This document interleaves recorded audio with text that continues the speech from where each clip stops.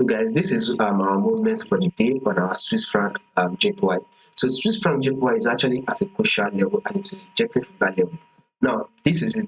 This is the moment. At first, Swiss franc JPY was able to rally up, and guess what it did? It eventually tapped the resistance level. This is our first rejection zone. The markets drop, right?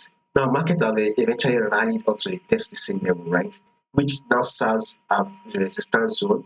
Markets eventually drop again to tap the support level. Now, market has now rallied up to tap this resistance, right? Which is this right here. So market has now rallied up to tap this resistance. So in the long run, you should be expecting Swiss franc JPY to drop to tap this support level, right? That is in the long run. So this is it for position traders by me, only for position traders. But for day traders and swing traders, you would want to see what market is doing currently, and you can see right here. Market is literally giving us a series of low and low high. So let's see if markets will come back to test the same support level. It's rejected from previously. Let's see if it will come to retest it.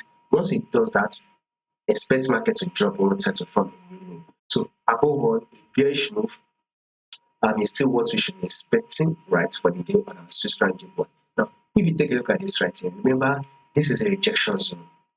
1, this is also rejection zone 2, rejection zone 3, and here comes what?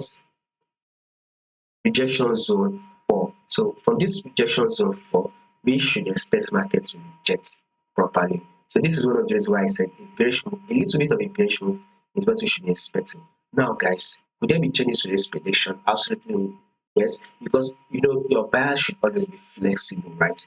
So if in case market moves any other way or it's changed its movement, I'll make sure I do the update and let you guys know, and I'll upload it. So make sure you click on the bell notification so that once we drop the update, instantly you'll be notified. You can also subscribe and like also.